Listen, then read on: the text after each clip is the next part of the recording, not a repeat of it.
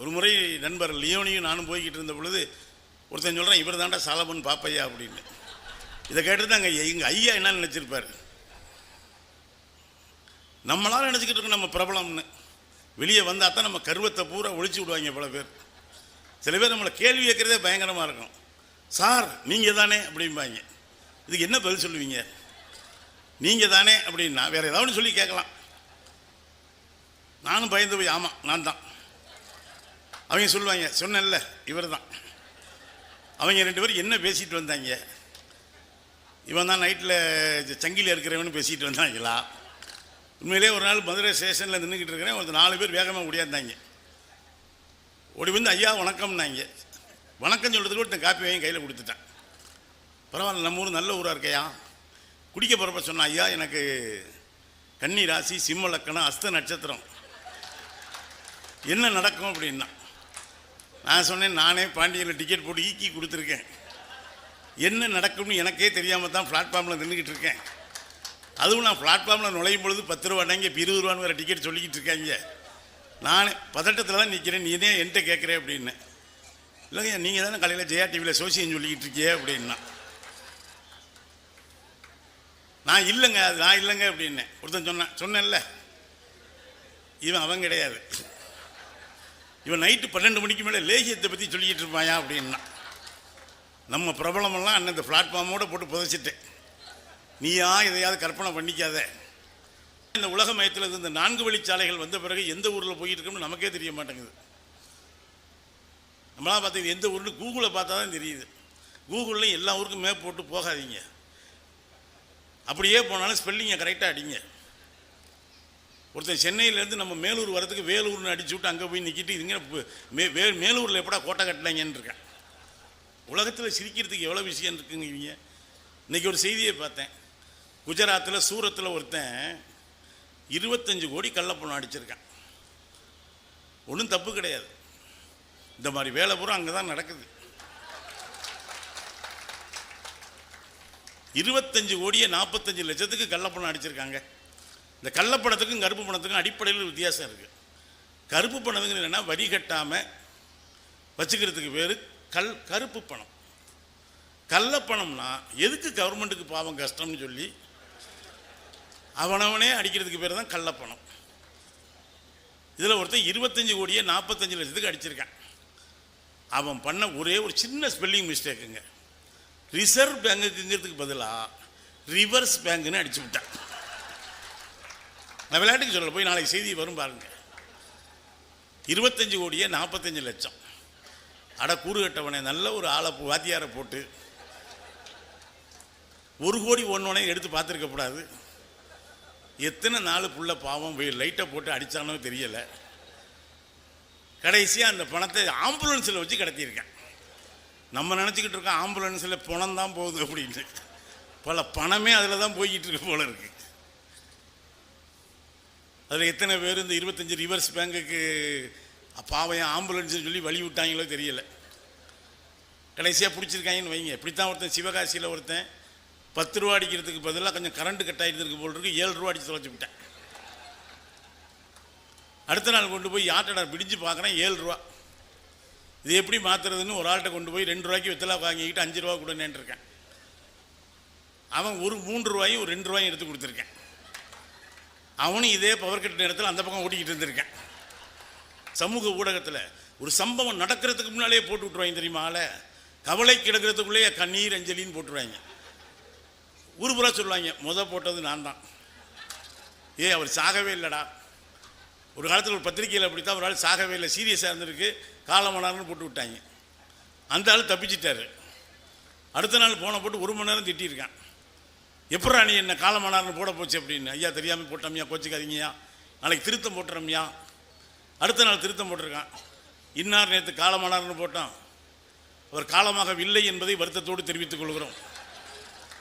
இவன் போட்ட வருத்தம் வேற, அவன் போட்ட வருத்தம் வேற. பொன்னியின் செல்வனை பற்றி இன்னைக்கு எல்லாருமே கிட்டத்தட்ட இன்னைக்கு ஒரு முகநூலில் பார்த்தேன். ஒரு பாண்டிய நாட்டு தம்பி போட்டிருக்கார், சோழர்களே, இவன் பாண்டியனாகவே மாறிட்டான். தியேட்டருக்கு போனோமா, படத்தை பார்த்தோமா, விசில் அடித்தோமா, புரோட்டா வாங்கி தின்னமான்னு போயிட்டே இருக்கணும். சோழர் காலத்தில் எங்கே புரோட்டா இருந்துச்சுன்னு தெரியல. இவர் பாண்டியரான். பொன்னியின் செல்வனில் பாண்டியனுக்கும் சோழனுக்கும் பிரச்சனையா, அதனால் அந்த பிரச்சனையை தியேட்டரில் இழுத்து விட்றாதீங்கப்பா அப்படின்னு பாண்டியர் சோழரை எச்சரிக்கிறாரு. எல்லாருமே கிட்டத்தட்ட ஒரு மனக்குதிரையில் தான் பிறந்துக்கிட்டு இருக்காங்க. இப்போ நான் கூட சோழ நாட்டுக்காரன் தான், எனக்கே பயமாக இருக்குது இங்கேருந்து பேசுகிறதுக்கு. என் பையன் கூட ஒரு தடவை கேட்டான், எப்பா நீனும் சோழ நாடு தானே? மனுஷன் சோழ நாட்டுக்காரர் தான், இந்த பார்டரில் இருக்கிறவர், இதுலேயும் சேர்ந்துக்கலாம் அதுலேயும் சேர்ந்துக்கலாம். நல்லா சுத்த சோழ நாட்டுக்காரன். இந்த சுத்த வாக்கிய பஞ்சாங்கம் வாங்கல அந்த மாதிரி. என் பையன் கேட்டான், எப்பா கரிகார் பெருவளத்தான் கல்லணையை கட்டினா, ராஜராஜ சோழன் வந்து பெரிய கோயிலை கட்டினா, உங்கள் தாத்தா என்னப்பா கட்டினான்னு கேட்டான். நான் சொன்னேன், ஒரு 5 பொண்டாட்டி கட்டியிருப்பான், அவங்களுக்கெல்லாம் வட்டி கட்டியிருப்பான்.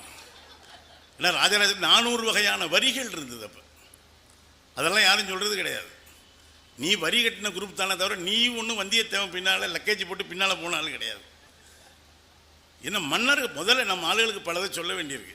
மன்னர் காலம் முடிஞ்சு போச்சுடா, இது குடியரசு காலம், ஜனநாயக காலம். லண்டனில் எலிசபெத் மகாராணி செத்து போனதுக்கு இங்கே தேம்பி தேம்பி அழுகிறாங்க. எனக்கு அதிர்ச்சியாக இருக்குங்க. 92 வயசில் கூட சாகாமல் என்னதான் செய்யும்? 92 வயசு இருந்திருக்கு. இன்னும் அது சோத்துக்கு ரேஷன் அரிசிக்கு போய் பைய எடுத்துக்கிட்டு நிற்கலை. பஸ்ஸில் உன்னோட சேர்ந்தது பயணம் பண்ணலை. இருந்த வரைக்கும் மகாராசியாக இருந்திருக்கு. உலகம் பூரா முடிஞ்ச வரைக்கும் சொல்லி தின்னு இருக்கு.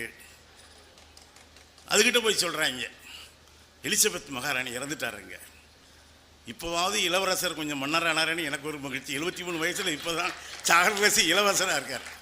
நமக்கு இளவரசர்னா கொஞ்சம் இளமையாக இருப்பார்னு நினச்சி நம்ம நினச்சிக்கிட்டு இருந்தோமா, இன்னொரு 5 வருஷம் இருந்திருந்தாருன்னா இளவரசருக்கு சிக்கலாக இருக்கும். மன்னர் காலத்தை விட்டு முதல்ல இன்னும் இந்த காமன்வெல்த்துங்கிறது இல்லை, இருக்க வேண்டியதில்லை. என்னப்பா காமன்வெல்த்துன்னு, நாங்களாம் முன்னால் அவர்கிட்ட அடிமையாக இருந்தவங்க, அது ஒரு சங்கம் வச்சுருக்கவங்க, அதுக்கு முன்னால் அடிமைகள் சங்கம்னு பேர் வச்சுக்கேன்.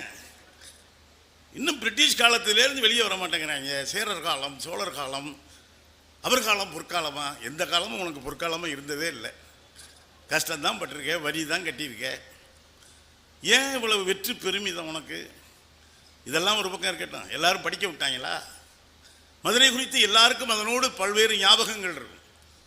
கடவுளே வந்து பேசினா கூட நெற்றிக்கண் திறப்பினும் குற்றம் குற்றமேன்னு சொன்ன நக்கீரம் பிறந்தபோது நம்ம ஊர் தானே. மதுரைக்கு இருக்கிற சிறப்பு என்னன்னா, சொக்கநாத கடவுளுக்கும் கோயில் இருக்கு, அவரை எதிர்த்து கேள்வி கேட்ட நக்கீரனுக்கும் கோயில் கட்டி வச்சிருக்கோம். இதுதான் தமிழுக்கு இருக்கிற ஆகப்பெரிய சிறப்பு. இன்னும் கூட பார்த்தா திருவிளையாடல் புராணத்தில் இன்னொரு இடம் வரும். கடவுளுடைய குடும்பத்தில் ஒரு பிரச்சனை. விநாயகனும் முருகனும் இருக்காங்க. நம்ம நாரதர் அப்போ ஒரு பழம் கொண்டு வர்றாரு. பொதுவாக விருந்துக்கு பிள்ளைகளை பார்க்க போகிறவங்க எத்தனை பிள்ளைங்கன்னு விசாரித்து தகுந்த மாதிரி கொண்டு போகணும். 2 பிள்ளைங்க இருக்குது, ஒத்த பழத்தை தூக்கிட்டு போயிருக்காரு. அது பிரச்சனையாகி நீ சாப்பிடு நான் சாப்பிடுன்னு பஞ்சாயத்தாகி அப்புறம் உலகத்தை யார் சுற்றுறதுன்னு சொல்லி முருகன் போயிட்டார். பிள்ளையார் அங்கேயே இருந்து பழத்தை வாங்கி சாப்பிட்டார். அதுக்குள்ளெல்லாம் போகலை. டக்குன்னு முருகன் கோச்சிக்கிட்டு தனியாக ஒரு பழனி மலை மேலே போய் நின்ட்டார். இது புராணம். இது தூது போகிறதுக்கு ஔவை போகிறான். போடணும்னு கூப்பிட்றான், முருகா குடும்பம்னு 1000 இருக்குமியா, என்னையா பொசுக்குன்னு வந்து மலை மேலே நின்றுட்ட, வாயா பேசிக்கலாமியா. பாருங்களேன், ஒரு தமிழ் கிழவிக்கு ஒரு புலவருக்கு எவ்வளவு மரியாதை கொடுத்துருக்கு பாருங்க. அதுவே காடு ஃபேமிலி. இப்போ சாதாரண ஒரு ஆர்டினரி லேடி தமிழின் மேலே சமரசம் பேசுகிறா, வாயா பேசிக்கலாமியா. நீயா ஒரு பெரிய பழம் பிரச்சனையாயா, பேசிக்கலாமியா. இல்லை பாட்டி ஒரு நியாயம் வேண்டாமா, போட்டி வச்சு அதுக்கு நேர்மையாக இருக்க வேண்டாமா, முதல்ல சொல்லியிருந்தா நான் அங்கேயே இருந்திருப்பேன்ல, என்ன சூன்னு சுக்கு விட்டுட்டு அங்கேயே சோழியை முடிச்சு விட்டாங்களே அப்படி இப்படின்னு பேச டயலாக் நடக்குதுன்னு வைங்க. கடைசியாக சொல்லுது ஔவை சொல்கிறா, ஆறுவது சினம் கூறுவது தமிழ், அறியாத முருகனானி. ஆத்திச்சுடியில் வந்து ஆவுக்கு பாட்டியாக தான் எழுதி வச்சிருக்கா, அறம் செய்ய விரும்பு ஆறுவது சினம் சொல்லிட்டு சொல்கிறா. முருகா ஆறுவது சினம் கூறுவது தமிழ். நான் சொன்னேன்னு கூட சொல்லலை, தமிழ் சொல்லுது முருகா ஆறுவது சினம். கோவப்படுறது இங்கே வள்ளுவன் மாதிரி ஒரு ஆளை சைக்காரிஸ்ட் உண்டுங்க, செல்லா இடத்து சினம் தீதுன்னு நான் வள்ளுவேன். நம்ம ஆளுகளுக்கு எங்கே தெரியுமா கோவம் வரும்? எங்கே முடியுமோ அங்கே தான் கோவம் வரும். கண்டக்டர்கிட்ட ஒரு 100 ரூபாய்க்கு சில்லறை வாங்காமல் வந்திருப்பான். அந்த கோவத்தில் வந்து வீட்டில் இருக்க வீட்டுக்கார மாட்ட கோச்சிக்குவான். காப்பி சாப்பிட்றீங்களா? ஆமாம், மூஞ்சியை கொண்டு காப்பி சாப்பிட்டாலும் வள்ளுவன் சொல்கிறான், விளக்கண்ண செல்லா இடத்து சினம் தீது. அங்கே கேட்டிருந்தா கண்டக்டர் அப்பியிருப்பார், அதை விட்டுட்டு இங்கே வந்து சொல்லிக்கிட்டு இருக்கேன். நீ செல்லா இடத்து சினம் தீதிர பேசாம இருறா. ஆறுவது சினம் கூறுவது தமிழ் அறியாத ஒரு சிறுவனானி சொல்லிட்டு சொல்கிறா. கண்ணதாசன் தான் எழுதியிருக்கிறார் அந்த பாட்டை. உன் தத்துவம் தவறென்று சொல்லவும் ஔவையின் தமிழுக்கு உரிமை உண்டு. சொல்பவன் கடவுளே ஆனாலும் நீ சொல்றது தப்பு அப்படின்னு சொல்றது எனக்கு உரிமை கிடையாது முருகா, சாரி, நான் சொல்லலை, தமிழுக்கு உரிமை உண்டு. நண்பர்களே, மொழியா கடவுளா என்று வந்துவிட்டால் தமிழர்கள் கடவுளை விட ஒருபடி மேலே வைத்து மொழியை பார்த்தார்கள் என்பதுதான் நம்முடைய மரபு. இதுதான் புராணங்களின் வழியாக. இப்பெல்லாம் அந்த மறு வாசிப்பு, பொன்னியின் செல்வன் கூட இப்போ மணிரத்னம் நீ விளையாட்டை போட்டிருந்தாங்க. ஒருத்தர் பெரிய புக்கோட தியேட்டரில் உட்காந்துருக்கானா, இனியா பண்ணுறேன்னா இதில் உள்ளபடி எடுத்திருக்காங்களான்னு பார்க்குறேன். அவன் படமே பார்க்கறதுக்க மாட்டான், வரிக்கு வரி பார்த்துக்கிட்டே இருந்திருப்பான் போல தெரியுது. கடைசியாக பார்த்தா அதையும் காணும் இதையும் காணுமேனு இப்போ அவன் பாவம் இது எங்கே இருக்கான்னு தெரியலை. எதுக்கு சொல்கிறேன்னா மறு வாசிப்புங்கிறோம். இதே மதுரையில் தானே வைகையில் வெள்ளம் வந்து ஒரு பெரிய 100 நாள் வேலை திட்டத்தை முத பாண்டிய மன்னன் தான் அமுல்படுத்தியிருக்கேன். வீட்டுக்கு ஒருவருக்கு வேலை, வைகையை அடைக்க எல்லோரும் வாங்க அப்படின்னு எல்லோரும் வந்துட்டாங்க. ஒரு குழாப்புட்டு விற்கிற அம்மா மட்டும் ஆள் இல்லை, கடவுளே வந்தார். நம்ம சில விஷயங்கள் அந்த புராணத்திலேருந்து நுட்பமாக படிச்சுக்கணும். அதுக்கு பேர் தான் மறு வாசிப்புன்னு பேர். மறு வாசிப்புன்னு திரும்ப வாசிக்கிறது இல்லை, இன்றைக்கு உள்ள நிலைமைக்கு ஏற்ப படிக்கணும். வந்த உடனே பேசுகிறார், பாட்டி நான் உனக்கு பதிலாக போகிறேன், ஃப்ராக்ஸி கொடுக்குறேன், போனால் எனக்கு என்ன தருவேன்? மதுரை கிளவி இவ்வளோ விவரமாக இருக்காங்க பாருங்க. குழா புட்டு விற்கிற கிளவி சொல்லியிருக்கா, உடஞ்சி போன புட்டெல்லாம் உனக்கு தயா அப்படின்ட்டு இருக்கா. சரி, இன்னும் agreement over, memorandum of understanding கையெழுத்தாயிருச்சு. போனார், எல்லாரும் வேலை பார்க்குறாங்க. கடவுள் நல்லா குதித்து விளையாண்டுக்கிட்டு இருக்காரு. பாண்டிய மன்னன் வர்றான், ஓங்கி பிரம்பால் அடித்தான். இதெல்லாம் நமக்கு தெரிஞ்ச கதை தான், அதை போட்டு வம்பா இழுக்க வேண்டியதில்லை. இதில் நம்ம புரிஞ்சிக்க வேண்டியது என்னென்னா, கடவுளே தொழிலாளியாக வந்தாலும் முதலாளி அடிப்பான். நம்பர் 1. ரெண்டாவது பாயிண்ட் என்னென்னா, அப்படி ஒரு தொழிலாளியின் மீது அடி விழுந்தால் உலகத்தில் இருக்கிற தொழிலாளி எல்லாம் தன் மீது அந்த அடி விழுந்ததாக உணர்வான். இப்படியும் நீங்கள் புரிஞ்சுக்கலனாலும் பரவாயில்ல. ஏன் மானுட சமுத்திரம் அறிவை விரிவிசை அகண்டமாக்கு விசால பார்வையால் விழுங்கு மக்களை அணைந்துகொள் உன்னை சங்கமமாக்கு மானுட சமுத்திரம் நான் என்று கூவு. இதுதான் பாவேந்தனுடைய பிரகடனம். இந்த அறிவை விரிவு செய்யு சொன்னான். எதுக்கு சொன்னான்? அறிவு என்பது பொதுவில் இருந்ததா ஒரு காலத்தில்? இல்லையே. எல்லோரும் படிக்க முடிந்ததா? இவ்வளோ மனு சொன்னார் பாருங்க. மதுரையில் இருக்கிற ஆளுகளே அதிகமாக படித்தது வைகை நதி தான். என்னடா அப்படி சொல்கிறேன்னு நினைக்காதீங்க. எத்தனை புத்தகத்தை அனல்வாதம் புனல்வாதம்னு சொல்லி நான் சொல்கிறேன், அடிச்சுக்கிட்டாலும் புத்தகத்தை வச்சு அடிச்சுக்குங்க, ஒன்றும் தப்பு கிடையாது. புத்தகத்தை எந்த புத்தகம் எரிக்க வேண்டிய அவசியமும் இல்லை. அது நல்ல புத்தகமா கெட்ட புத்தகமா என்பதை எதிர்கால தலைமுறை வந்து பார்த்து காரி துப்பிட்டு போட்டோம். எந்த புத்தகம் எரிக்க வேண்டியதில்லை, இருக்கட்டும், எல்லா புத்தகமும் இருக்கட்டும். ஆனால் இதே வைகையில் 2 சமயங்களை சேர்ந்தவர்கள் ஆளுக்கு ஒரு சுவடியை தூக்கி போடுவாங்களாம். எது வலிமையானதோ அது நீஞ்சி கரையேறி வந்துருமா. எங்கேயாவது நடக்குமா? திருவேடகம் என்பது எதுக்கு சொல்கிறது? ஒரு சமயத்தை சேர்ந்த ஏடு நீந்தி அங்கே போய் திரு ஏடு கரையேறியது சொல்கிறாங்க. நாங்கள் பார்க்கல எப்படி ஏறிச்சோ, யார் உள்ளே ஒளிஞ்சிருந்து கொண்டு போனாங்களோ. மற்றதெல்லாம் இந்த பக்கம் போயிடுச்சு. ஏறி போனது இந்த பக்கம் இருக்குது. ஏன்னா நான் தான் சொல்கிறேன், சண்டை போட்ட கூட புத்தகத்தை வச்சு சண்டை போடுங்கப்பா. ஒரு முறை இந்த மரியாதைக்குரிய முன்னாள் முதல்வர் கலைஞரை பார்க்க ஒரு பெரியவர் போயிருந்தார். அவர் பேரை நான் சொல்ல விரும்பலை. டக்குன்னு பேசி முடிச்சுட்டு வரும்பொழுது பகவத்கீதை எடுத்து கையில் கொடுத்துட்டு வந்தார். ஒன்றும் தப்பு கிடையாது, கலைஞர் எந்த போக்கு கொடுத்தாலும் படிப்பார். ஆனால் அவருக்கு தெரியும் இவர் என்ன வேலை கடைசியாக பார்ப்பார் அப்படின்னு.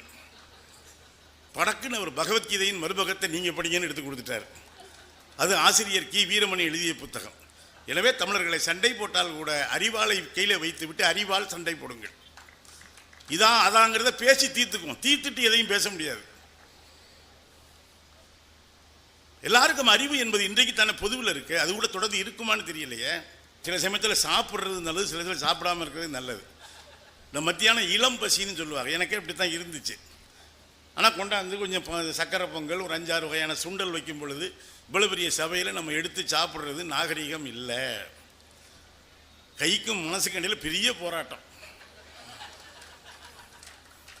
சரின்னு பார்த்துட்டு பேசாமல் விட்டுட்டேன். நான் சாப்பிட்டா ஒருத்தர் நினைப்பார், பல பேரை பார்க்க வச்சு சாப்பிட்டா வயிற்ற வலிக்கும். அது மட்டும் உண்மையாக இருந்தால் உலகத்தில் இருக்கிற முதலாளியெல்லாம் நேரம் வயிறு வீங்கியே செத்துருக்கணும்.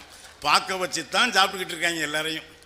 ஆனால் நம்ம நேராக சாப்பிட்றத கண்டுக்கிறவங்க தவிர கண்ணுக்கு தெரியாமல் சாப்பிட்றத எவனும் கண்டுக்கிறதே இல்லை. அறிவை பொதுவில் வைக்கிற சமூகமாக இது இருக்கணும். இன்னும் ஜனநாயக பண்புகள் மிகுந்ததாக இந்த சமூகம் இருக்கணும் என்பது தான் நம்முடைய விருப்பம். மானுட சமுத்திரம் நானென்று கூவு. யோசிச்சு பாருங்க, ஏன் தமிழ் தமிழ்னு சொல்கிறோம்? இந்த உலகம் அழிய போகுதுன்னு அடிக்கடி சொல்லுவாங்க தெரியுமா? நீங்கள் படிக்கிறப்பவும் சொல்லியிருப்பாங்க, நான் படிக்கிறப்பவும் சொல்லியிருப்பாங்க. நான் படிக்கிறப்ப ஸ்கெயில் ஆப் இந்தியா மீது விழுமா, நாளைக்கு உலகம் இருக்குமா, ஒரு பேப்பரில் போட்டிருந்தான் மாலை பத்திரிகையில். நாளை ஏட்டில் கலர் படங்களோடு காண்க. நாளைக்கு உலகம் இருக்குமானே தெரியாப்பல நீ பேப்பர் பிரிண்ட் பண்ணி நான் வந்து பார்க்கவா? அது கலர் படத்தோடு பார்க்க மாட்டான். அவனுக்கு தெரியும் இந்த உலகம் அழியாது அப்படின்னு. இன்றைக்கி பேப்பரை முடிச்சிருவோமே நினச்சிருக்காங்க. ஆனால் நண்பர்களே, எல்லாரும் இந்த உலகத்தை உருவாக்குனது யாருன்னா ஆளுக்கு ஒரு கதை சொல்லுவாங்க. அறிவியலாளர்களை கேட்டிங்கன்னா அவங்க ஒரு பெருவெடிப்பு கருத்தியலை சொல்லுவாங்க. ஆன்மீகவாதிகளை கேட்டால் கடவுள், அது ஒவ்வொருத்தரும் ஒவ்வொரு கடவுளை சொல்லுவாங்க. அவர் தான் உலகத்தை படைச்சார். இந்த உலகம் ஏன் இருக்குது? ஒரு நரி வந்து ஆற்றுல அடிச்சுக்கிட்டு போச்சான். உலகத்துக்கு ஆபத்து ஆபத்துன்னு கத்திக்கிட்டே போச்சான் அந்த நரி. ஒருத்தர் தூக்கி விட்டு கேட்டிருக்கான், என்ன நரி உலகத்துக்கு ஆபத்துன்னு? ஆமையா, அந்த ஆற்றுல அடிச்சுக்கிட்டு போனால் நான் செத்துருவேன்ல. நான் செத்தா என்னை பொறுத்த வரைக்கும் உலகத்துக்கு ஆபத்து தானே. நான் செத்த பிறகு இந்த உலகம் இருந்தால் என்ன, இல்லாட்டி என்ன? அதான் எனக்கு ஆபத்துங்கிறதே சில பேர் உலகத்துக்கு ஆபத்து. இப்போ மனு சொன்னார் பார்த்தீங்களா, மக்கள்லாம் பேசிக்கிறாங்க அப்படின்னு. அது மாதிரி அந்த நரியை பொறுத்த வரைக்கும் அது அழிஞ்சால் உலகம் அழிஞ்சிருச்சுன்னு அர்த்தம். அது மாதிரி உலகத்துக்கு அழிவு. ஏன் இந்த உலகம் இருக்குன்னு ஒரு கேள்வி கேட்டால், கடலுள் வாய்ந்த இளம்பெரு வழுதி என்கிற சங்கப்புலவன், அவர் மன்னரும் கூட, அவன் சொல்கிறான், இந்த உலகம் ஏன் தெரியுமாடா இருக்கு? உண்டால் அம்மை இவ்வுலகம் தனக்கென முயற்சிக்காமல் தனக்கென முயலாமல் அடுத்தவனை பற்றி கவலைப்படுகிற ஒரு உயிராவது இந்த உலகத்திலே இருக்கிற காரணத்தினால்தான் உண்டால் அம்மை இவ்வுலகம் அப்படின்னா. அப்படி யாரையும் நீங்கள் பார்க்கலையேன்னு நினைக்காதீங்க. நீங்கள் அவசரத்தில் பைக்கில் சைடு ஸ்டாண்டை எடுத்து விடாமல் இருக்கும் பொழுது வம்பா விரட்டிக்கிட்டு வந்து அண்ணே ஸ்டாண்டுன்னு சொல்கிறான் பார்த்தீங்களா, அவனை பார்த்து கையெடுத்து கும்பிடுங்க, உண்டால் அம்மை உலகம் அப்படின்னு. இங்கே பெரிய உதவின்னு சொன்னீங்கன்னா பெரிய உதவி கூட இல்லை. அவனுக்கு என்ன வினையா? சில பேர் சொல்லுவாங்க, பெருமானமாக போயிட்டுருக்கேன், 1/2 கிலோமீட்டர் தாண்ட மாட்டான், செய்தி வரும். அப்படி சில நல்லவங்க இருப்பாங்க. இப்படி சின்ன சின்ன உதவி தானங்க போதும். பக்கத்தில் இருப்பவன் துன்பம் பார்க்க போறாதவன் புண்ணியமூர்த்தின்னா. புண்ணியமூர்த்தி யாரானா இமயமலையில் ஒத்த காலில் நட்டுக்கிட்டு நிற்கிறவன் கிடையாது. பக்கத்தில் இருக்கவங்க கஷ்டப்பட்டா விடியா பார்த்துக்கலாமியா. அந்த ஜிஹெச்சில் போய் பாருங்களேன், ஒரு பெரிய உலகம்ங்க அது.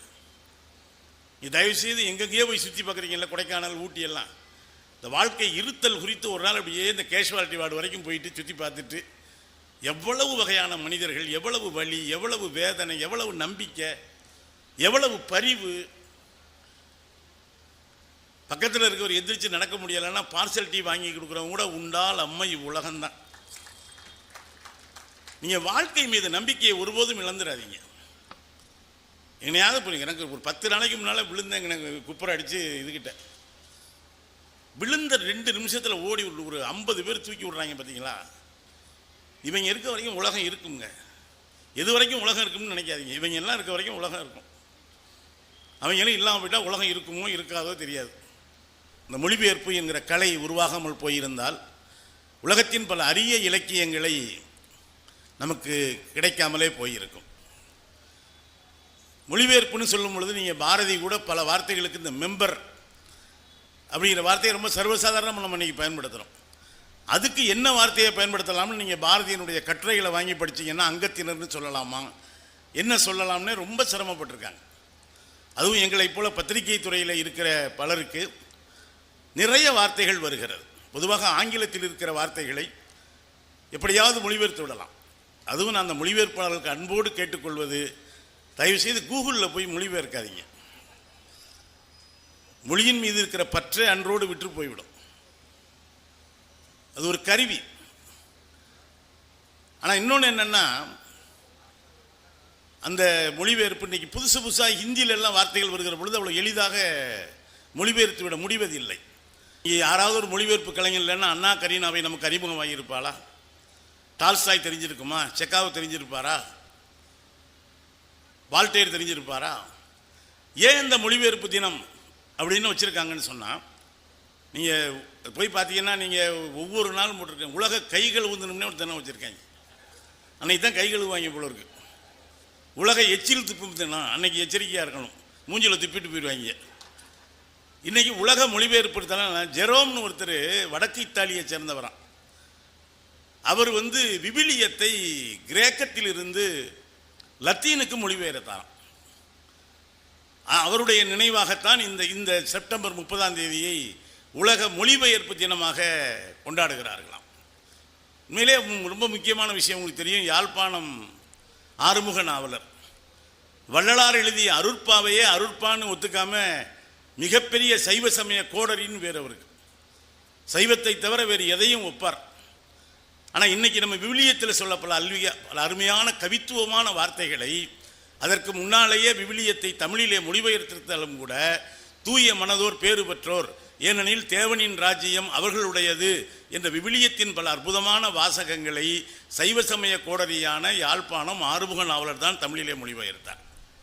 ஒரு மொழி என்று விடுகிற பொழுது அவர்கள் சென்ற இது என்னுடைய சமயம் இல்லையே என்று கருதுவது இல்லை.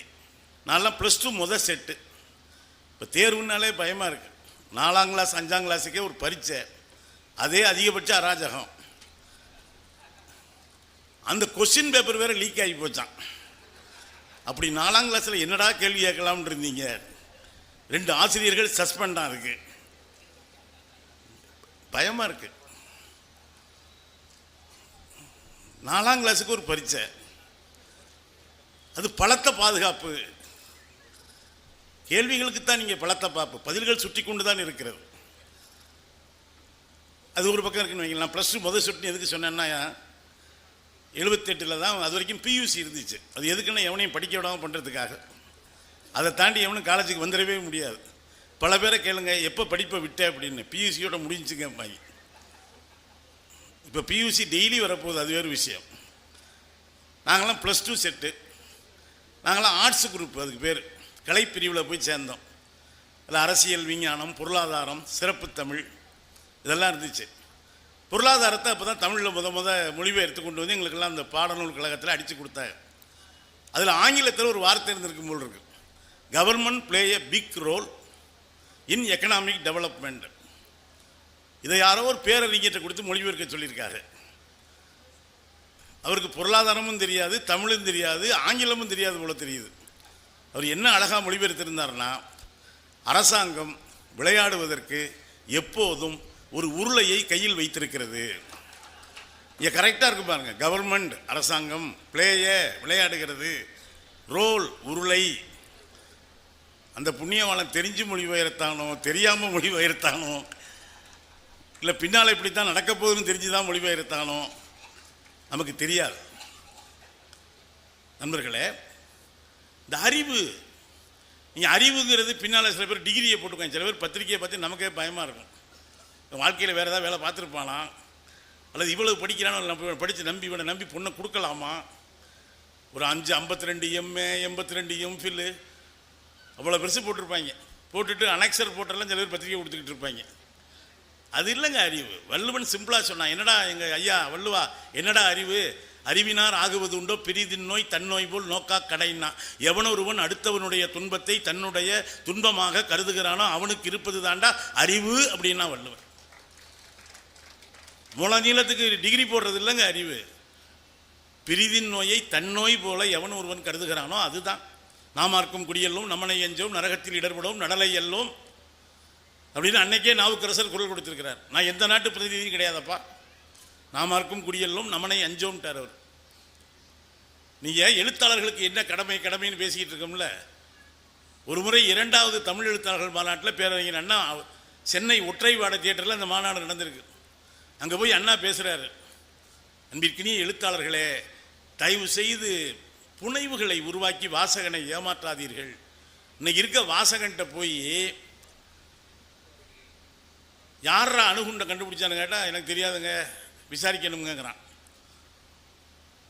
இதை கண்டுபிடிச்சது யாரா, பென்சிலினை கண்டுபிடிச்சது யாரும் தெரியாதுங்கிறான். ஆனால் கரெக்டாக எவனுக்கு என்னடா வாகனம்னு கேட்டால் எரும மாடுன்னு சொல்கிறான். இவன் போட்டுக்கிற பென்சில் ஊசியை கண்டுபிடிச்சது யாருங்கிறத போய் இவனுக்கு கவலை கிடையாது. இவன் வாழ்க்கையில் ஒருபோதும் பார்த்துடாத எரும மாட்டில் தான் போனார்னு தெளிவாக நம்புறான். பத்தியா, இப்படி மூட நம்பிக்கைகளை எழுத்தாளர்களே தயவு செய்து எழுதாதீர்கள் அப்படின்னார். அதே அண்ணா சொல்கிறாரு அங்கே இந்த அண்ணா என்ன பேசுகிறாருன்னு சொல்லி கண்ணதாசன் தான் பிறகு எழுதியிருக்கிறார். இதை கல்கி ரொம்ப பிரமாதமாக பாராட்டியிருக்கிறார் அண்ணாவினுடைய பேச்சை. அசோகவனத்து சீதைக்காக மட்டும் அழாதீர்கள் எழுத்தாளர்களே, அடுத்த வேளை கஞ்சிக்கில்லாமல் செத்து விழுகிற கருப்பாயியை பற்றியும் உங்கள் எழுதுகோள்கள் கொஞ்சம் கவலைப்படட்டும் என்று அண்ணா ஒற்றை வாடையிலே நடந்த எழுத்தாளர்கள் மாநாட்டிலே பேசியிருக்கிறார். ஒரு கற்பனை சுகத்திலே ஆழ்த்துவது மட்டுமல்ல எழுத்தினுடைய நோக்கம். இந்த அறிவை பொதுவில் வைக்கிற, அறிவை எல்லோருக்குமாக ஒரு முன்னிறுத்துகிற ஒரு சமூகம், இன்னும் சொல்ல போனால் ஒரு எல்லாவற்றையும் ஜனநாயகப்படுத்துகிற ஒரு சமூகம். விபீஷனை கேட்கும் பொழுது ராமன் சில சமயங்களில் ராஜாக்கள் ரொம்ப டிப்ளமேட்டிக்காக இருப்பாங்க. ராம விபீஷனை சேர்த்துக்கிறதுன்னு முடிவு பண்ணிட்டான். ஆனால் யார்கிட்ட தெரியுமா முதல்ல கேட்கணும்? எவன் எதிர்மறையாக சொல்லுவானோ அவன்கிட்ட தான் முதல்ல கேட்கணும். ஒவ்வொருத்தராக கேட்குறாப்புல, என்னையா விபீஷனை வர்றங்கிறானையா, ராவணன் தம்பி சேர்த்துக்கலாமையா? ஆளை யார் தெரியுமா வேணான்னு சொன்னால் சுக்ரீவன் தான் வேணான் இருக்கான். ஏன்யா சேத்தா என்னையா? அவன் அண்ணனுக்கு துரோகம் பண்ணிட்டு வர்றான். லக்குவன் சிரிச்சு தானே கேன்னு. அண்ணனுக்கு துரோகம் பண்ணுறதை பற்றி நீயா பேசுகிற? உலகத்திலே முத அடியால் வச்சு அடுத்த ஆளை க்ளோஸ் பண்ணாலும் நீ தான். நீயே வாலியே எங்கள் அண்ணனை வச்சு தான் க்ளோஸ் பண்ணேன்.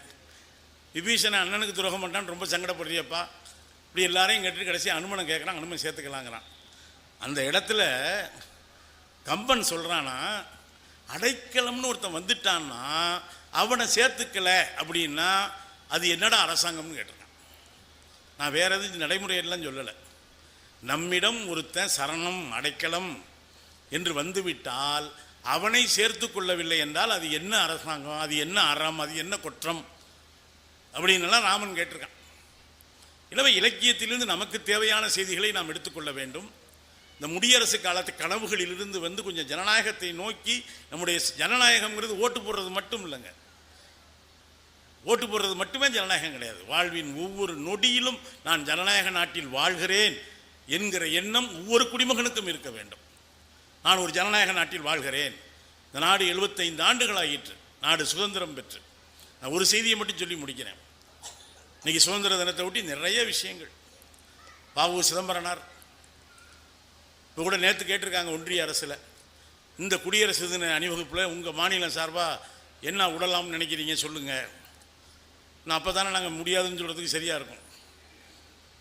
சரி, நடக்கட்டும். ஆனால் வ.உ.சி 2 ஆயுள் தண்டனை கொடுத்தாங்க. வ.உ.சிக்கு முதல் அரசியல் வேலை நிறுத்தத்தை தூத்துக்குடியில் நடத்தியவர் வ.உ.சி தான், சிவாவோடு. அவருக்கு 2 ஆயுள் தண்டனை விதிச்சோன்னா அவருடைய தம்பி மீனாட்சி சுந்தரத்துக்கு உடனடியாக சித்தப்பிரமை ஏற்பட்டுருச்சு, மனநிலை பாதிக்கப்பட்டுருச்சு. தூத்துக்குடியில் சுற்றிக்கிட்டே இருக்கார். வ.உ.சி கோயம்புத்தூருக்கு போகிறதுக்கு முன்னால் தூத்துக்குடி நகர மக்களுக்கு ஒரு அப்பீல் விட்டுருக்கிறார். என் தம்பி மீனாட்சி சுந்தரம் இப்படி மனச்சிதைவுக்கு ஆளாயிட்டான். அவன் ஒருவேளை இந்த தூத்துக்குடி நகரத்தின் வீதியில் ஒரு கவலம் சோற்றுக்கு இல்லாமல் அலைந்தால் என் பொருட்டு அவருக்கு ஒரு வாய் சோறு தருமாறு தூத்துக்குடி மக்களை கேட்டுக்கொள்கிறேன் என்று சொன்னவர் வ.உ.சி.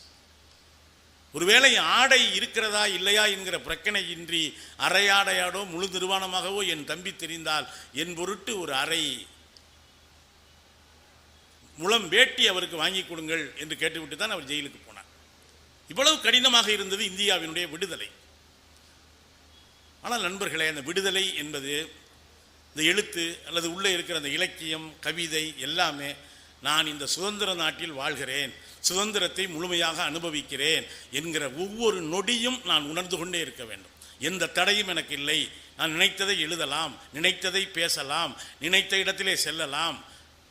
நான் எந்த ஊர்க்காரன் என்கிற கேள்வி என் வாழ்வில் ஒருபோதும் என்னை நோக்கி எழுப்பப்படாது என்கிற உணர்வோடு யார் ஒருவன் வாழ்கிறானோ அவன்தான் சுதந்திரமாக வாழ்கிறான் என்று பொருள். இவ்வளோ பண்ணினா பாரதியார் கதைகள் இருக்கும், வாங்கி படித்து பாருங்கள். உள்ளுக்குள்ளே போகலை.